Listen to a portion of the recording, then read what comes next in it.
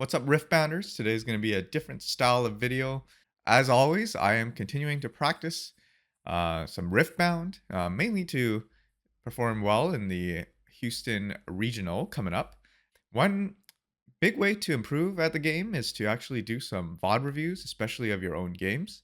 So right here, I have a little best of three I played, Kaisa into Ahri. In this video, I'm just going to be going over my decisions that I played during this game and also take a look at what I could have done better. I did lose this best of three, and I think I kind of know what exactly I should have done better. There were some pretty big mistakes I made at certain parts of the game, but let's see if there's anything else that I might have missed from my memory. So this is a best of three between myself and an Ahri player, and I am playing Kaisa here. I know. I've switched to Kaisa after realizing that it's just so much more consistent than all the other decks. And yeah, let's take a look. So here we have the battlefield's Reaver's Row, where you can retreat your units when they're defending. And we have the Ahri battlefield, which is the Dreaming Tree, which is you draw a card every time you target a unit with a spell. In my opening hand, we have Kaisa, we have Void Seeker, and 2 Hex Rays.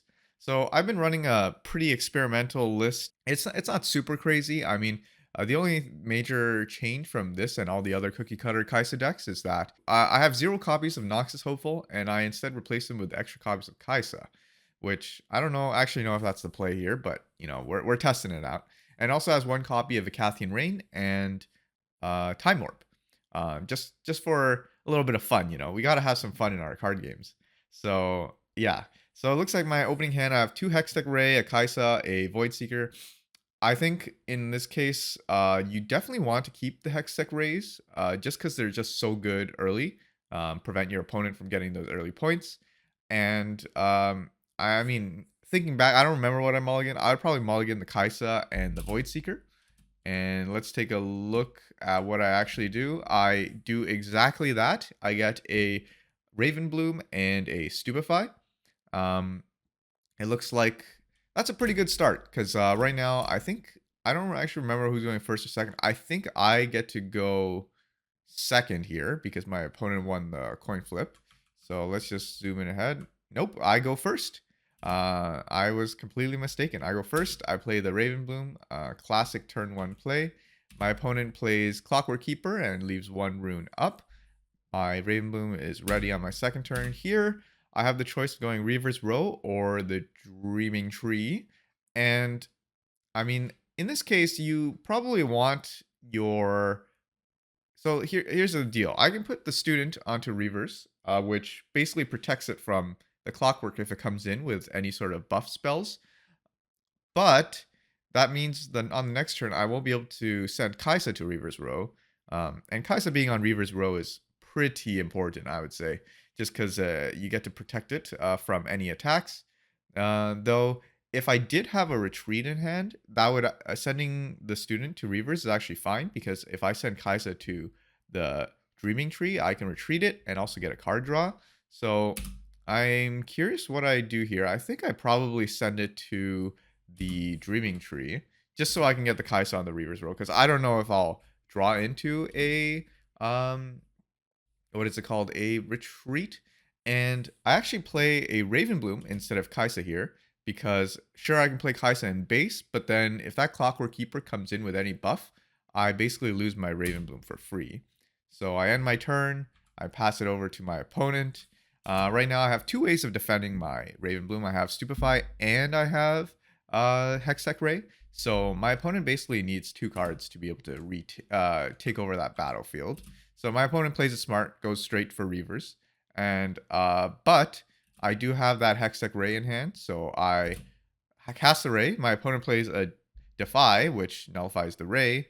And I guess that's fine, because I mean, I lose 1 Hextech Ray, but I don't really lose any power because my Kaisa pays for it. So that's perfectly fine. I actually use Stupefy here just to use that last rune I have floating, just to get me 2 cards off of my Raven Bloom. And that gives me a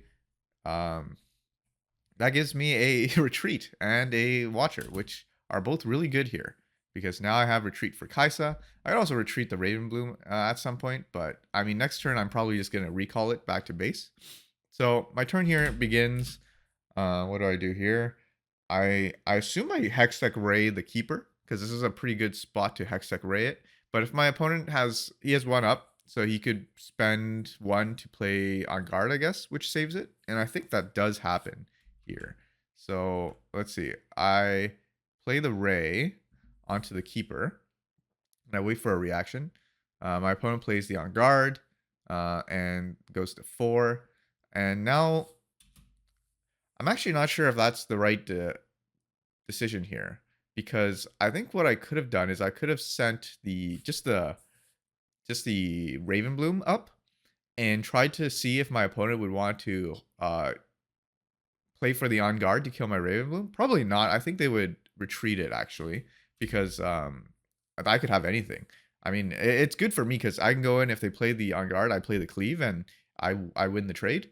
So oh, I think I was signaling that I was intending to move the student, and my opponent wanted to move it back.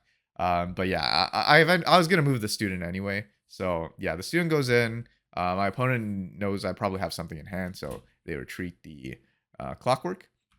And then at this point, I can play the Kaisa unaccelerated, and this is fine for me because I know like Kaisa's pretty safe.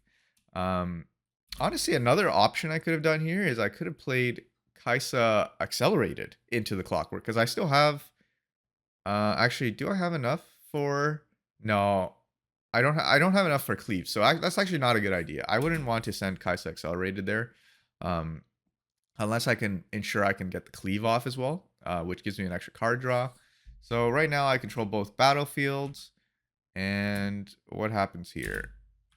My opponent sends the keeper. I retreat my own Ravenbloom student, and my opponent spends 5 to play the hold Ahri. So this hold Ahri is pretty scary because it has great synergy with Time Warp, though my opponent is nowhere near the rune range for Time Warp. They only have 6 up. If they were at 8, then Time Warp could be a potential play, but then they also can't play any spells on the turn they Time Warp. So it's actually not that like if I can just take over these 2 battlefields, the Time Warp play is a lot harder for them to manage. So I think over here, their Ahri is pretty. They have 2 runes up, so they could protect. They might have some sort of pump spell for the keeper or the Ahri. I send the Kaisa in to Reavers because I have the cleave, so I can get that for free. I get a point. I get to draw a card, and this is interesting. I have 2 falling stars, so I could falling star onto their Ahri here, but I would have to falling star only on the Ahri. I think the play I do here, Watcher, it's nice. It gives me a body, but it's like it does nothing. I basically waste the on play effect. And right now I already have control of both battlefields. So I think what I actually do here is I play the Acathian Rain because it uses up pretty much most of my runes and it leaves up 1 for retreat. And I can actually clear out the Ahri and the Keeper. My opponent doesn't have enough runes to play Wind Wall here, which would counter it. So it's basically I basically guarantee get it off, and I can definitely kill the Ahri plus the Keeper because I can use the Cathian Rain to put extra damage onto the Ahri. So even if there's any buff spells, they wouldn't be able to. It wouldn't be able to survive. So yeah, I think I do play the Rain here. I target the Ahri and the Clockwork Keeper, and I do put some extra hits on the Ahri and the Keeper because it is overkilling. So my opponent can't do anything. I wipe out their board, and back to them. They play the Tasty Faithfolk accelerated, take back the God Willow Grove. Um, oh, yeah. So they play the Tasty Faithfolk. I retreat my student before they do that. So in that case, I don't have to burn a retreat in hand. And yeah, they get a point onto Dreaming Tree. And in this case, they are tapped out. So I am in a pretty good position. I can retreat my Kaisa. I can Falling Star into their Eggplant. Though, let's see. Do I want to watch her here? Because I have 8 which is perfect for Accelerated Watcher, and it gets me a body. So I'm thinking maybe the play here is actually just a Watcher for 8, because yeah, I play the Watcher for 8. I send it in. I am tapped out, but that's fine because my opponent has nothing on board. Even if they accelerate another eggplant, like it can't even kill the Watcher. It has to go into reverse. I guess they could, if they're at 7, they could eggplant plus on guard and kill my Watcher, but that's also fine because I'm ahead in points, and I'll just retake it with like some. I have 3 falling stars in hand, which is a little nuts. So my opponent plays their own Watcher, retakes the battlefield, no biggie. I send in Kaisa, we get a draw, and I think at this point my opponent has 5 cards in hand. I have 6, which is a lot. I do draw 2 sentries, which are kind of useless at this point in the game. And what did I do here? I played Falling Star. So their Watcher is down to 1 health, and both my Raven Blooms get buffed. I send in 1 Raven Bloom because I know I have the Cleave in hand. So even if my opponent somehow buffs up the Watcher, I am fine. And I think that's what I'm trying to bait my opponent into doing, because I know that if they survive this encounter with my Watcher, my Falling Star gets negated. My Falling Star basically gets negated because they heal to full. So my opponent really needs to win this fight, basically. So sends my student down to 1, which is it would still trade here, and then I believe they play a on guard, goes to 9. So it has 3 health, and this is when I play the Cleave and clear out the Watcher. And I think at this point it's really hard for my opponent to come back, because I have units on board. I have a lot of spells in hand ready to come in. So I get that. I play the 2 sentries, go to 7. And at this point, like, you can play, my opponent plays the Watcher, plays the Sprite Mother, and that's enough to clear my student, because I'm basically tapped out. But I think over here I actually retreat the student, because I get a free card draw, a free rune, and they send the Sprite in the other one. I retreat the Kaisa, or else my Kaisa would die. And yeah, on my turn, I drew a card because of the Dreaming Tree and retreat. So that's actually pretty good for me. I can easily take back these 2 battlefields, and I think I end the game off on this turn, because I have Darius, I have 2 falling stars, I also have Stupefy, so it's play Darius, play some falling stars, and then you just win. Yeah, and then we go next, and first game I take it pretty confidently. I don't think I made too many mistakes there, at least not from what I've seen. Uh, and then right now I'm sideboarding. I think I actually make a mistake sideboarding here, because I know my opponent's gonna go first. So my mistake isn't, I switch out 2 Pouty Poros for some Sprite Mothers, because the Pouty Poros are not that useful into Ahri. And also, if I'm going second, I don't really need that many 2-drops. I have the triple Yordle to supplement. And I think, yeah, I put in some Sprite Mothers. What I should have done is I should have put my second Acathian Rain into my main deck. Because Acathian Rain, I didn't realize this, but it's actually really good into Ahri, since they don't have that many ways to counter it, other than like the buff spell or 2. So it's actually fine to play it to overkill your opponent's units. I do put in the second Time Warp in my deck though, because I think going second with Time Warp is pretty fine, because you're up 1 rune, and sometimes if you're behind, you kind of need the Time Warp to cheese you that last point. So yeah, what is it? I put in the Time Warp. I should have put in an Acathian Rain, but I did not. And the battlefields for game 2, we have Dreaming Tree on my side and God Willow's Grove for my opponent.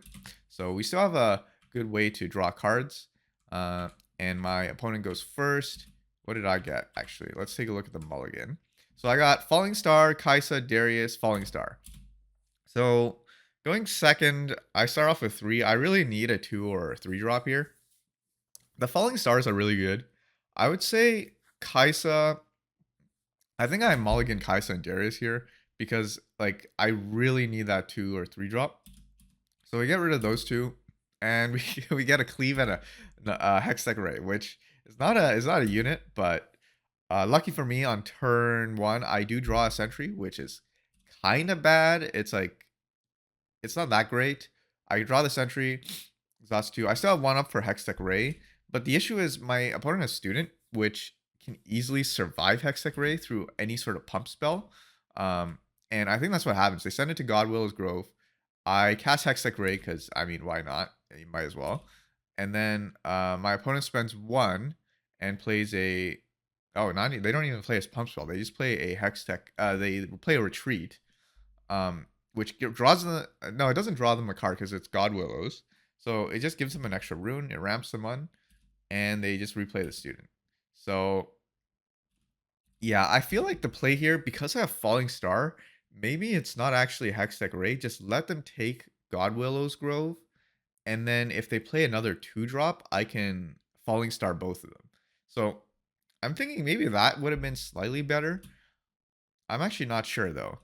Um, I think because I don't really I actually like I don't really lose any runes for that because it was the last rune I had floating, and the power cost is paid by Kaisa, so that's not a big deal.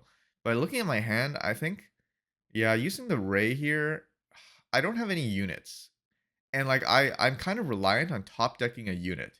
So maybe the play was let the student conquer and then go in with my sentry. And if my sentry dies, I could get another draw. I mean, right now I'm kind of forced to play Kaisa here because I literally have nothing. There's no point in falling starring one unit. So I think I play the Kaisa unaccelerated, and then we send the sentry to Grove, which honestly is also kind of questionable. No, not to Grove, to Dreaming Tree.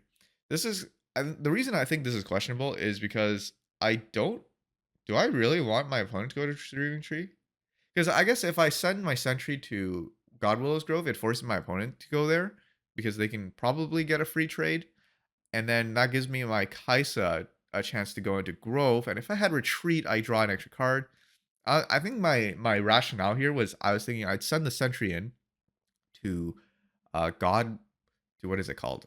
I'd send my sentry in to Dreaming Tree, and then my opponent would take it over. I'd get a card draw, and then I can send my Kaisa in with Cleave, drawing an extra card, and clear out whatever they have there. I think that was what I was thinking here. So yeah, they do send the sentry in. Not the sentry, the student. My sentry dies. I draw a Watcher, and they play another student. And this is like great Falling Star like setup. I mean, like right now it's like, oh, if I Falling Star, I get two, and then I force them to Zanya's onto their student, which is actually pretty good because later in the game they actually use the Zanya's on with the Ahri and like the hold Ahri champion, and that is scary because you do not want them to have Zanya's for the hold Ahri. So this was a misplay. I think I should not have Void Seeker this. I Why did I Void Seeker this? This was actually a big misplay. I think that like I needed to send Kaisa in with Cleave, I think.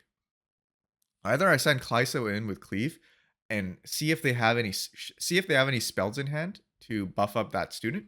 If they do, that's actually fine because the Cleave Kaisa, I also have Stupefy. That should be able to get over it, whatever the spells they have. Because they have student, which is 2. Let's assume they have a discipline, which is another +2, so it goes to 5. And then my Kaisa would be at 4 plus 2, which is 7. And then let's say they play a on guard, which is another, it would go to 8. The Raven Bloom would go to 8. So I guess worst case, I could trade with the Raven Bloom, which actually is also not that great. I think like maybe the play here was just send Kaisa to Godwillows on the right because it's open. Yeah, yeah. Because right now Ravenbloom is actually really hard to kill, especially if my opponent has pump spells, and they also get value from what's it called? They get value from playing spells on there because it's just it draws them a card. So the Void Seeker here, I think, is actually not the play. I think the Void Seeker is not the play here. I mean, what happens? Oh, so they actually let it die and Zanya's, and I draw into another Falling Star. I think in this case, if they let the student die, wouldn't I just want to falling star both of them, and then my opponent has nothing? Yeah. Okay, I feel like this. Oh, I forgot about the discipline. Not the discipline, the on guard. Yeah. So I actually don't know. I got they're back down to one student, but I think I overcommitted here with the spells, simply because the fact that um I had to basically burn 2 power, this turn, 2 runes, just to do that, and I didn't even get to clear the board. I think if I cleared the board, it might have been worth. The reason I think used all these spells is because I didn't have any units. So I had to do something, but I think the right play was actually send Kaisa in to the God Willow, get the draw, and then see if I get a unit.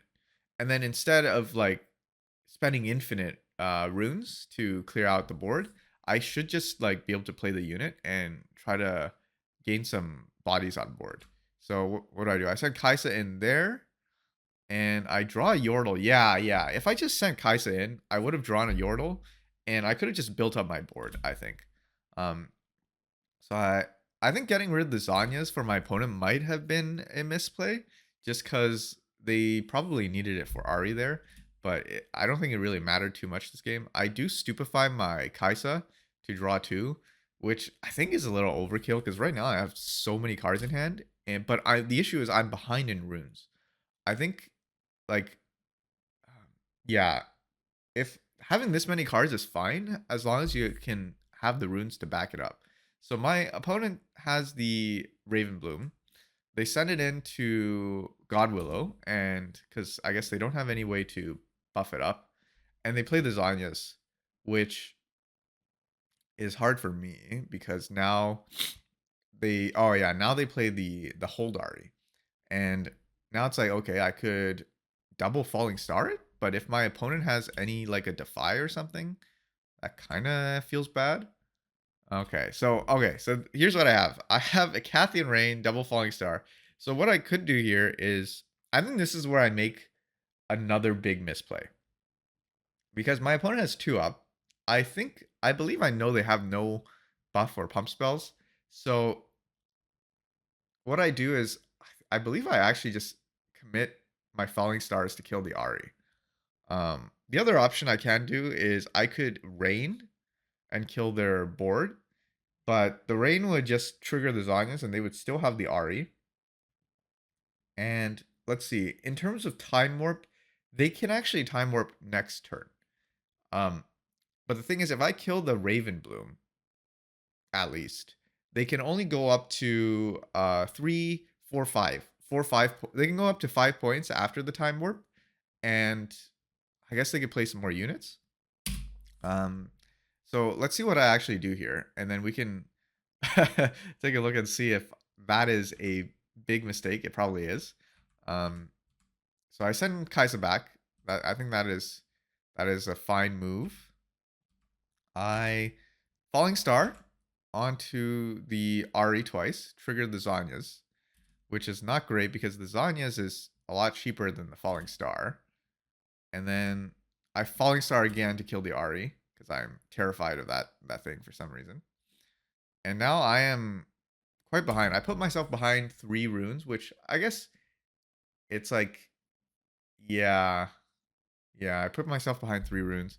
And what I should have done is I should have played the Yordle first, just to see what I could have had. Because if I was going to play the double Falling Star, I might as well have played the Yordle to see what I could have drawn.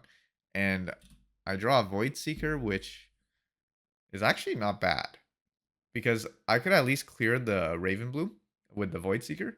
And then, so what if they have Ahri in base? They can only go up to 5 points on the next turn with Time Warp. So I think the play here was, instead of committing double Falling Star onto the Ahri, I should have just played the Yordle, gotten the Void Seeker, cleared out the Raven Bloom with the Void Seeker. If they would not protect the Raven Bloom with the Zanyas because they need to save it for the Ahri. So they would only have Ahri on board. And even if they didn't have Ahri on, even if they protected the Ravenbloom, so they have Ravenbloom and Ahri in base, I think at that point I could Falling Star, use the last 2 runes to Falling Star. Actually, do I have enough for that? Because I was at 7, so I play Yordle. No, I wouldn't even have enough. I mean, I could just Falling Star the next turn. Because let's see, they would go down to, yeah. So let's say they save the Ravenbloom with Zanya's. Ravenbloom goes back in base. It has it has it has they have they're still at 2 points. And then I have nothing on battlefield. So next turn they go in, they go 2 to 4, and then they time warp and they go to 5, 6, 7. They would go to 7, which sounds scary, but they wouldn't have that much stuff. And I can like clear it all off with the Cathian Rain the turn after. And basically they would have no board. And I could just slowly like squeeze them out. I think because right now they don't have that many cards. I think they have 4 cards in hand. Yeah, I think they have like 4 cards in hand, so it I think that might have been a better play. In this case, they play the time warp. They go to 4, and they can play some more cards. They actually flood the board here, and this is where I make my second big misplay. Yeah, so right here, this is like prime Acathian Rain. Um,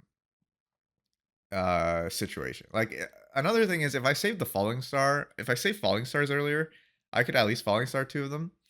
But yeah, like here I should be like this is perfect for Cathian Rain, but because I overcommitted in the previous turns, I'm at 6 runes. I can't even use a Cathian Rain. So that's like yeah, like I don't even think my opponent was playing around a Cathian Rain either.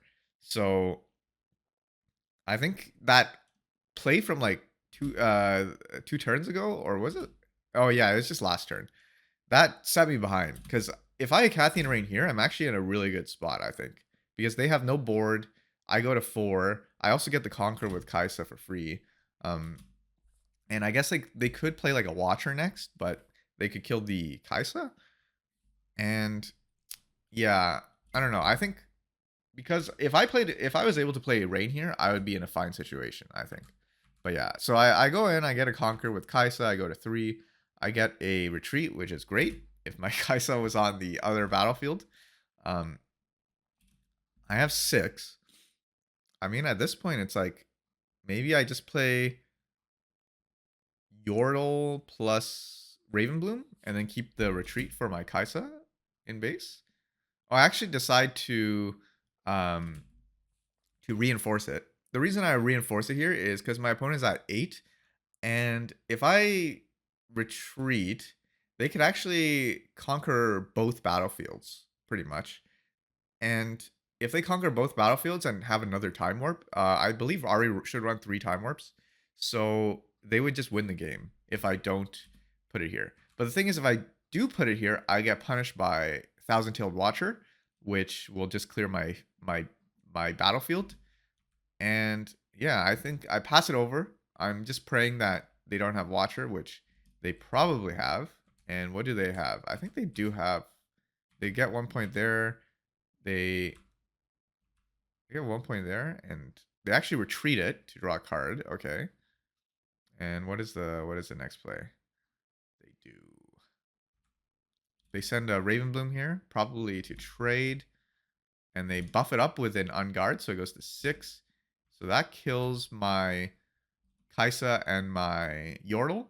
I opt in for the retreat because I don't want Kaisa to die. I think this is actually another misplay. I should not have retreated because right now my opponent trades into my Yordle and my Ravenbloom for free. If I didn't retreat, then I would force them to trade in at least another Portal, which only leaves them with 1 unit on board as long as they don't have any more buff spells. They did use a lot this game. So I think the retreat here is actually bad because the reason I shouldn't use retreat here, I think another reason is because I have another Kaisa in my hand. So even if I lose the Kaisa, it's not at that big of a deal. I do get the rune here, to the channeled rune, which is fine, I guess. But yeah, my hand is just way too big, and I can't even play all these units. So that's pretty bad. And my opponent literally just plays another Poro and ends their turn. So Yeah, I feel like I should have traded the Kaisa there.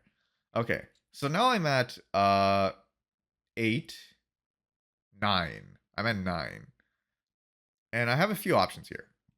I could uh I could play the Watcher unaccelerated, but it feels kind of bad because I can basically clear that student anyway with a Hextech Ray. I could play two Kaisas, Hextech Ray the thing. But the issue is I have to get a unit on field, or else my opponent's gonna go to 8 next turn and just win. So this because of that, I'm thinking, okay, I need to get rid of their units, so I have to play the Acathian Rain. And oh my goodness, I just remembered I made another huge misplay here because so I definitely played the Rain, but the issue is I when I targeted, I put two extra so like I can hit for 6 times. 6 times 2, right? And what I do is I think my opponent has a lot of runes up. They'll probably buff up maybe some of their units.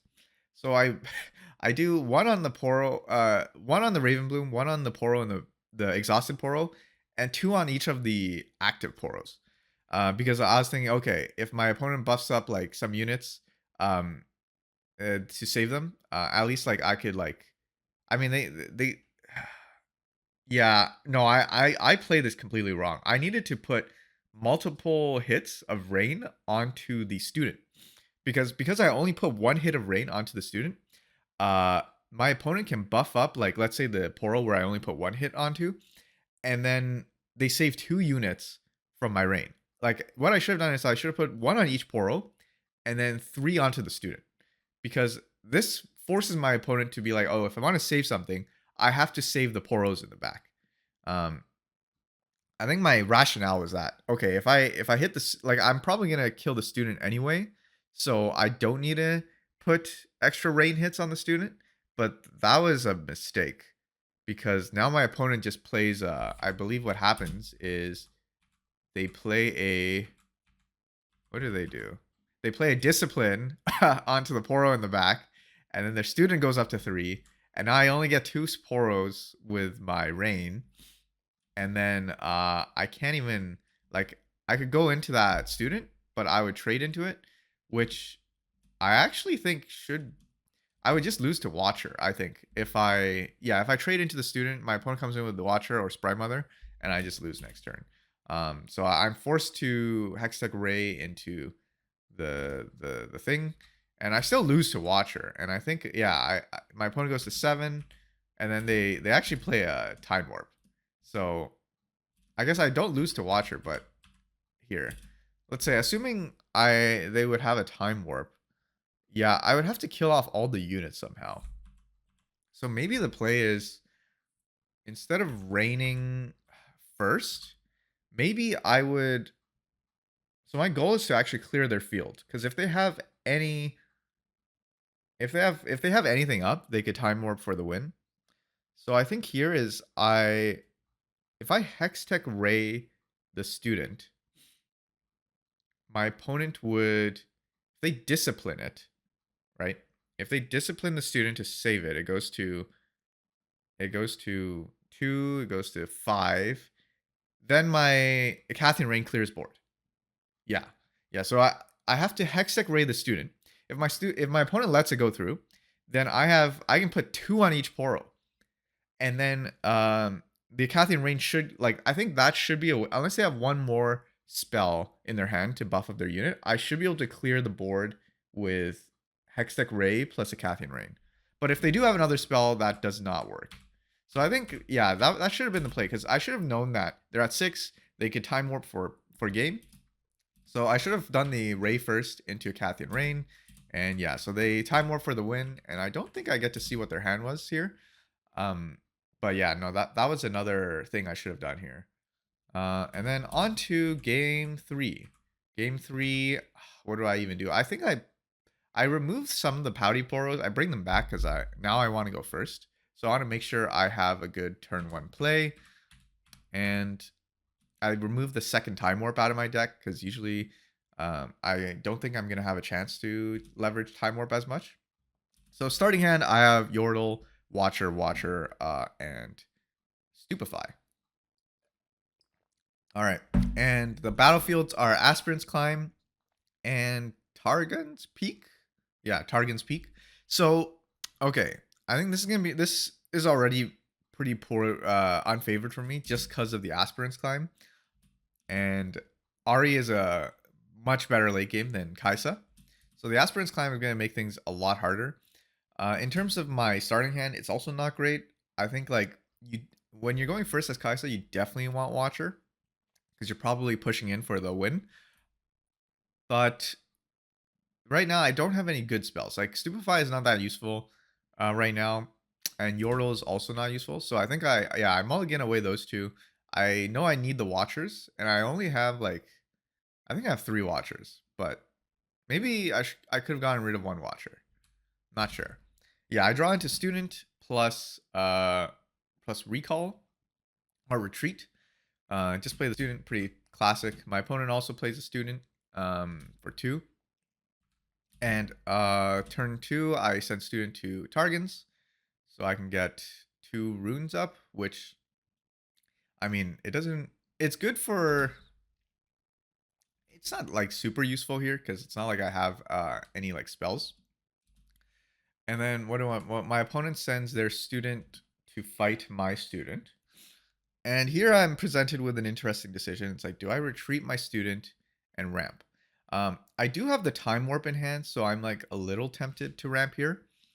And the issue is, if my opponent plays any sort of spells, I think like I'll lose a student for free. Yeah, so they play the discipline, and I think because they play the discipline, I'm thinking, okay, I'm just gonna remove my student with my retreat, get a free ramp.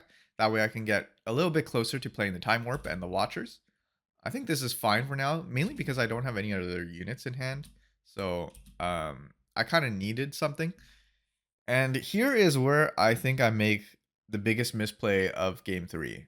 Because right now I can go in with Kaisa to aspirants basically for free. Ahri doesn't really have anything. And the other option is I can go in and fight the student at Targons, um, and try to get a trade. I have cleaves, so I can potentially go up to 7, which is great. But what I didn't realize, or I should have paid attention, because my opponent has 6 runes up, right? They didn't play any units, so I should have known that their hand is probably full of spells. And going into a student with your opponent is full of spells is actually really bad. And I also should note that my Kaisa going in is actually not at 7. It would be at 6 at most, because of the Ahri legend ability. So if my opponent has like another discipline, that would go to 5. So they would need like 2 buff spells. If they have 2 buff spells or a counter spell onto my cleave, I just lose. And I don't think I thought this through because I just sent my Kaisa in, which I should what I sh- like I, the reason I sent the Kaisa in was I was getting greedy. I was like, okay, if I clear their student, they have nothing, right? But they have a lot in hand. They have 5 cards, 5 runes up. I should have sent Kaisa to the right battlefield, drawn a card. Hopefully, it's some units, and I just fled my board with some units because right now I have 7 runes. I mean, like worst case, I can even play the Watcher unaccelerated, um, just to get a body, right? But yeah, I should have sent the Kaisa into the other one just to see what I get. And I send the Kaisa here. Big mistake. My opponent on guards goes to 5. I'm at 6. I play the cleave, and it gets what happens here? It gets stupefied. I get stupefied. My opponent goes up to what is it called? 6 to 5. I'm forced to retreat the Kaisa. I think at this point I just lost so much from that misplay. Yeah, I retreat the Kaisa, and I think I just play the Kaisa again. Here, I actually send it accelerated because I know my opponent probably has no way to get rid of the Kaisa onto that field, unless they have like a charm. But yeah, I set the Kaisa accelerated because I don't really have any spells to protect it. So might as well just send it in, get the point, go to 2, draw a card. And it looks like I draw a Watcher. So I think what I would have done if I didn't make that horrendous play, send Kaisa to the right, draw the Watcher, realize I have 3 Watchers, and then I probably would have just played a Watcher down just for tempo. Um, yeah, I guess in this case, like the Mighty Mech would have been a good thing. Seven runes for 8 and no power cost. But yeah, I think my opponent actually did run Mighty Mechs in our matchup, but we never drew into them. So yeah, I moved Kaisa up over here, and my opponent sends the Raven Bloom back, plays the Ahri with Zanya's, and now we're back to a very familiar situation. Except now I don't have a Cathian Rain, um I don't have Falling Stars. So I'm at 6, 9. I'm at 9. My only good play here is to send Kaisa back, I think, and then play 2 bodies. I'd probably play. I mean, the option is I could play a Watcher just for the 7 body, or I could play Ravenbloom plus Poro and just waste the runes, and then use the Watcher to come in. I'm thinking about it. I don't think a 7 might body is that useful. Um, Especially when the Watcher has the on-play effect. So if my opponent is conquering, then it's fine. So I think the play here might have actually just been Student and Poro. Okay, that is what I do play, because now I can leverage Watcher on 3 turns basically. I can Watcher 3 turns in a row. And then what does my opponent do here? They can't time warp next turn because they're only at 2, 3, 4, 5, 8. They're only at 8. Um, they play the Tasty Fey Folk, and they play it in base, which is smart because now I cannot just go in with Watcher. And here I think I make a misplay. Right now I'm at 4, 5, I'm at 11 runes, and there's 2 open battlefields. I also have Time Warp. I think the thing I did wrong here was I played Watcher because I wanted to. It's basically a game of chicken right now. Whoever goes in basically will lose their units. But I actually can save my units because I can go in, time warp, and then retreat. And that would have gotten me 4 points, 6 points, and my opponent can't do anything here because I just time warp. Like, they don't have enough runes for a wind wall. So I would go in, draw a card, time warp, draw another card, get 2 points, and then send my units back. I think that actually would have been the right play. And then the next turn, I might be able to get like some more bodies. And now I'm looking back on it, this was horrible. This was horrible. I played the Watcher unaccelerated just for the body because I'm like, oh, we're playing chicken here. But no, I should have time warped because you know what my opponent does next turn is they did what I should have done. They moved their Ahri and no, they move their units in, and then they play their own time warp. And because they did this play, they go to 7, which is huge, and then they just retreat their units. So basically, they didn't have to play the game of chicken because you have the time warp lets you just bring your units back the subsequent turn. So yeah, no, I think the game would have gone a lot more differently if I just sent my units in, time warp, sent them out, and then I guess my opponent could do the same. So it would be at like 6 to 7. But the upside is I have more units, and then I guess I could go to 8, and I could try for a hold on the final turn. Um, And then so yeah, they do is they flood their board, they throw a sprite there. Um, and then on my turn, I send my guys in. I do the time warp, and I draw into a Darius and a Ray. And at this point, it's like, okay, my opponent's gonna win next turn on a push, so I have to flood the board. I decide to flood the left side because why not? And I believe what happens is they show me the Watcher, and that's enough to win them the game. So I think going back on this one, if I decide to time warp earlier, I go to 6. Yeah, I go to 6. I draw 2. I would draw Poro and Yordle. And then I would retreat. But then my opponent would still go to 7. But now I would have a little bit more units on board. I think I still lose this game just because I'm kind of behind on points. Even if I did like the better play, I would still lose, yeah. just because I'm behind on points and they have the Watcher in hand. So like even at the last, basically at the last, my final stand here, I would have a few more units on board, but it would not. Yeah, I would have a few more units, but I would still get cleared by Watcher, I think. So because they just have so many units in base. So yeah, that is my final game of this best of three. And yeah, we were just discussing some stuff afterwards.